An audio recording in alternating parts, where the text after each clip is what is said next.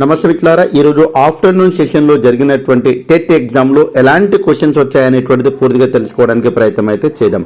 ఎందుకు చెప్తున్నాను మిత్రులారా అంటే క్వశ్చన్ ప్యాటర్న్ అనేటువంటిది మనకు తెలవాలి. ఎలాంటి క్వశ్చన్స్ అడుగుతున్నాడు ఇవన్నీ కూడా మనకు తెలిస్తేనే నెక్స్ట్ మనము డిఎస్సిలో కూడా ఎలాంటి క్వశ్చన్లు అడుగుతారు అనేటువంటిది ఎక్స్పెక్ట్ చేయవచ్చు. కాబట్టి ఈ వీడియోలో పూర్తిగా ఆఫ్టర్నూన్ సెషన్లో జరిగినటువంటి టెట్ ఎగ్జామ్లో ఎలాంటి క్వశ్చన్స్ అడిగారనేటువంటి తెలుసుకోవడానికి ప్రయత్నం అయితే చేద్దాం.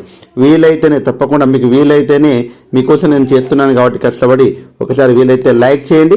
ఇంకా చాలామందికి టెట్ అండ్ డిఎస్సికి సంబంధించినటువంటి చాలామందికి మనకు యాప్ ఉంది. ఆ యాప్ను శ్రేణు ఇంగ్లీష్ క్లబ్ అనేటువంటి యాప్ ఉంది, ఇక్కడ కనిపిస్తూ ఉన్నది. ప్లే స్టోర్ నుంచి మీరు డౌన్లోడ్ చేసుకోండి. వీలైతే లింక్ కూడా ఇస్తాను కాబట్టి తప్పకుండా డిస్క్రిప్షన్లో కావచ్చు, కామెంట్లు కావచ్చు, ఆ లింకును మీరు ఓపెన్ చేస్తే తప్పకుండా మీకు ఫ్రీగా మెటీరియల్ అనేటువంటిది అందించడానికి ప్రయత్నంలో భాగంగా తప్పకుండా మన యొక్క యాప్ను మీరు డౌన్లోడ్ చేసుకుంటారని మనస్ఫూర్తిగా కోరుకుంటూ వీడియోలోకి వెళ్ళిపోదాం. మెయిన్గా మనం చూసినట్లయితే ఇక్కడ మొదటి క్వశ్చన్, మేఘాలు వర్షాలుగా మారటం ఏ ప్రక్రియ అనేటువంటిది అడిగారు. సాంద్రీకరణం. ఇక్కడ క్వశ్చన్స్ ఫ్రేమ్ చేసేటప్పుడు యాజ్ ఇట్ ఈజ్గా అక్కడ ఉన్నట్టే ఏమి ఇయ్యరండి. అంటే కొద్దిగా మనం వాళ్ళు పంపించేటప్పుడు కొద్దిగా మిస్టేక్స్ అనేటువంటిది ఉండొచ్చు, కాబట్టి అవి ఒక్కసారి అర్థం చేసుకోవాలి. వర్గయుక్తులు అంటే అర్థం ఏమిటి అనేటువంటిది జత లేదా రెండు అనేటువంటిది అర్థం అండి ఇది. తర్వాత వికాస సూత్రాల గురించి, రక్షక తంత్రాల గురించి కూడా క్వశ్చన్స్ రావడం అనేటువంటి జరిగింది అనేటువంటి వారు పంపించారు. గాజు మరియు సిరామిక్ సామాన్ల తయారీలో ఏ ఖనిజాన్ని లేకుంటే మనకు ఇక్కడ ఇచ్చిన ఏ ఖనిజాన్ని వాడుతారు అనేటువంటిది ఇచ్చారు. లేకుంటే ఏ మూలకాన్ని వాడుతారు అంటే అక్కడ మాంగనీస్ అనేటువంటిది ఆన్సర్ అవుతుంది. తర్వాత భూభాగం ప్రకారము ప్రపంచంలో భారతది ఎన్నవ స్థానము అంటే విస్తీర్ణంలో అనుకుంటా ఇది, కాబట్టి 7వ స్థానంలో మనమైతే ప్రపంచంలో ఉన్నామండి. కాబట్టి చాలా జాగ్రత్తగా గుర్తుపెట్టుకోవాలి. ఫీమర్ ఎముక అనేటువంటిది ఏ భాగంలో ఉంటుంది అంటే తొడ భాగంలో ఉండేటువంటి ఎముకను మనం ఫీమర్ ఎముక అనేటువంటిది చెప్పడం అనేటువంటిది జరుగుతుంది. నెక్స్ట్, ఆంధ్రప్రదేశ్ అధికారిక భాష తొలి అధ్యక్షుడు ఎవరు అంటే వావిలాల గోపాలకృష్ణ అనేటువంటిది ఆన్సర్ అవుతుంది. మా ఊరి ఏకశ్వాస ప్రబంధం వెంకటాచార్యులు గారు దీనికి సంబంధం ఉన్నటువంటి వ్యక్తులు. అదేవిధంగా క్యాబేజీలో మనం తినే భాగం ఏంది అంటే కాండ భాగం, అంటే కాండ భాగమే రూపాంతరం చెంది ఉంటుంది కాబట్టి కాండ భాగం.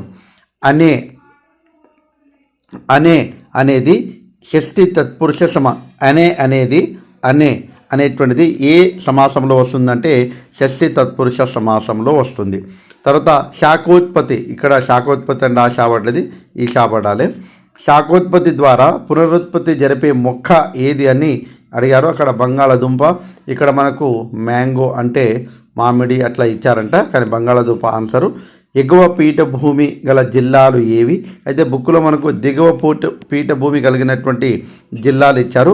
అవి వరంగల్ ఆ రకంగా ఉంటాయి. కాబట్టి అవి కాకుండా ఇక్కడ అవి 3 తీసేస్తే మనం కామన్గా వచ్చేటువంటిది దిగువ పీఠభూమి ఏదనేటువంటిది ఈజీగా అర్థం చేసుకోవచ్చు. నెక్స్ట్, సమాసం యొక్క నిర్వచనం అనేటువంటిది అడిగారంట. అదేవిధంగా నలుడు అంటే అర్థం ఏమిటి, ఎవరు అంటే నలుడు అంటే ఎవరు, విశ్వకర్మ అనేటువంటిది అర్థం అండి.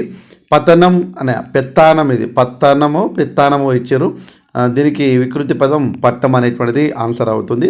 పయ్యారం అనేటువంటి దానికి గాలి అనేటువంటిది అర్థం. కర్కాల శాస్త్రం ఏ పద్యం అంటే కంద పద్యం అండి.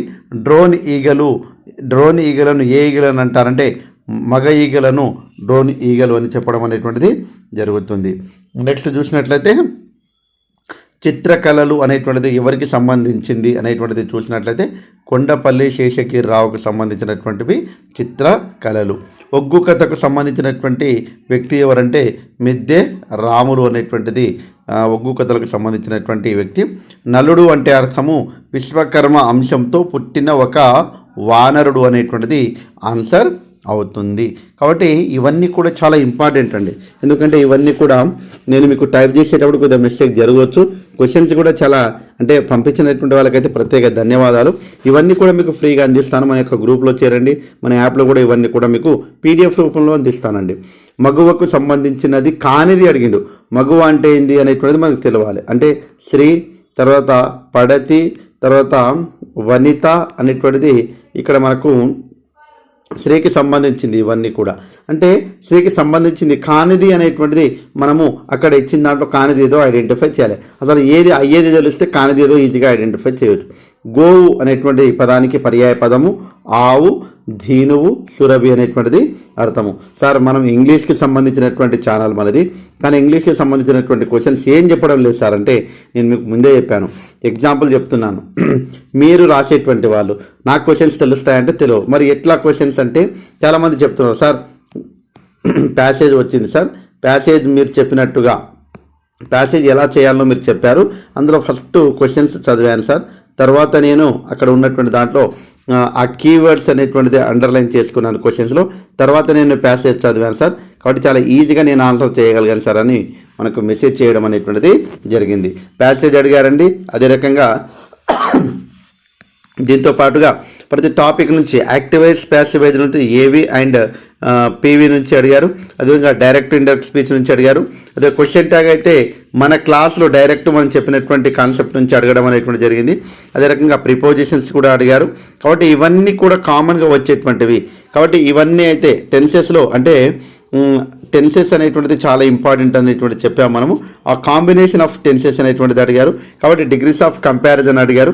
కాబట్టి అడిగారు అనేటువంటి చెప్తున్నారు, కానీ వాటికి సంబంధించినటువంటి క్వశ్చన్స్ పంపించండి అంటే సార్ మాకు అంత గుర్తులేవు సార్ అని చెప్తూ ఉన్నారు. సో నిజంగానే అంత టెన్షన్లో ఆ గుర్తు పెట్టుకునేటువంటి అంత టైం కూడా మనకు ఉండదు. కనీసం రఫ్ పేపర్ అయినా మనం తీసుకొస్తే గుర్తుంటుంది, కానీ అట్లా ఉండదు కాబట్టి అవకాశం ఉండదు కాబట్టి. సో ఏది ఏమైనా ఇంగ్లీష్కి సంబంధించినటువంటి చాలామంది మన యొక్క ఆస్పిరెంట్స్ చాలా బాగా రాశారని చెప్పారు.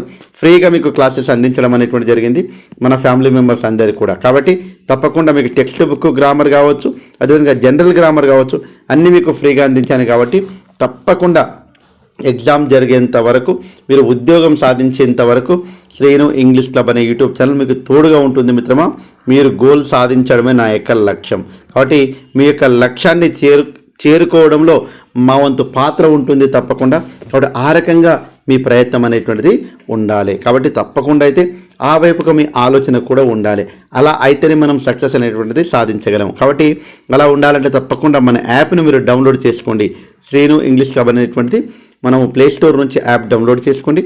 అందులో ఫ్రీ మెటీరియల్, అదేవిధంగా ఫ్రీగా ఉన్నటువంటి అనేక వీడియోస్ ఉన్నాయండి. అవన్నీ కూడా మీకోసం నేను అందిస్తున్నవి. కాబట్టి తప్పకుండా Srinu English club family members అందరూ కూడా తప్పకుండా మీరు యాప్ డౌన్లోడ్ చేసుకోవాలని మనస్ఫూర్తిగా కోరుకుంటూ, ఎప్పటికప్పుడు చాలామంది చూస్తున్నారు కానీ లైక్ ఇవ్వడం లేదు. సో లైక్ ఇచ్చి ఉంటారు మనస్ఫూర్తిగా కోరుకుంటూ మీకు అప్డేట్స్ ఇస్తూ ఉంటాను. వీలైతే లైక్ చేయండి, అదేవిధంగా సబ్స్క్రైబ్ చేసుకుంటారు మనస్ఫూర్తిగా కోరుకుంటూ ముగిస్తున్నాను.